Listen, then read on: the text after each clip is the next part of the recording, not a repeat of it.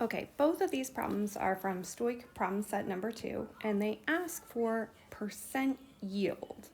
So percent yield is another way of kind of evaluating how well you did a lab or something like that. We talked about percent error earlier in the year. Percent yield is a little bit like that. It's almost the inverse. So percent yield is what you got in lab over what you should have got according to a STOIC problem. So your denominator is always going to be calculated with a STOIC problem. Okay, so we're going to take a look at this problem and start by, of course, writing a reaction. Okay, so we've got hydrogen sulfide, which is going to be H2S, reacting with ammonium hydroxide, NH4OH. It already tells us that the ammonium hydroxide is in excess. And all that means is basically you can ignore it. You have enough of it to not worry about how much you have. We're going to predict our products. One of our products is going to be HOH, which we know to be water, and the other one's going to be NH4. We're going to need 2 of them because it's got a +1 charge and S has a -2. So we also have to balance this reaction with some coefficients.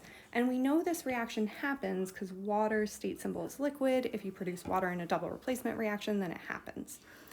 Okay, next we want to look at what numbers were given in the problem.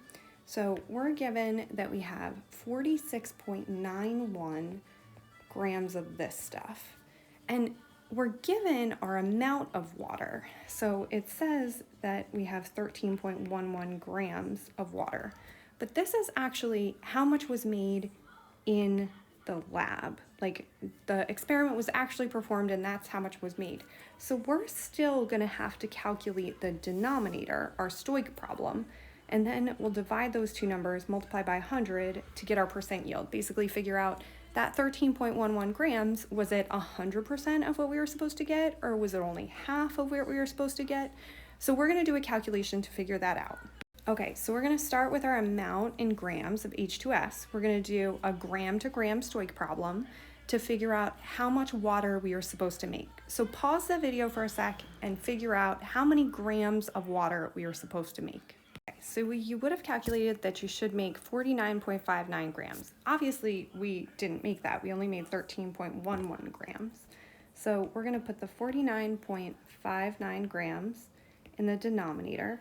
And these are always going to have the same like substance labels. Like this is H2O and this is also H2O. You can't calculate a percent yield if you're doing like how much water you made over how much ammonium sulfide you were supposed to make. It has to be the same thing. And they also both have to be in grams or they could both be in moles. Okay, and if we actually calculate this percent yield with 4 significant figures, we're going to get 26.44%. In other words, we made only about 26% of what we were supposed to make. And that's one way you can evaluate kind of how well a reaction went. Ideally, you would get 100% yield. You'd get all of what you were supposed to make, but often that doesn't happen. So you can calculate a percent yield. The reason these problems I think are a little confusing is because it looks like they gave you the answer already, and you have to realize that you've got to actually do your STOIC problem to find the same units and the same thing so that you can calculate a percent yield. So watch out for these problems. They can be a little tricky.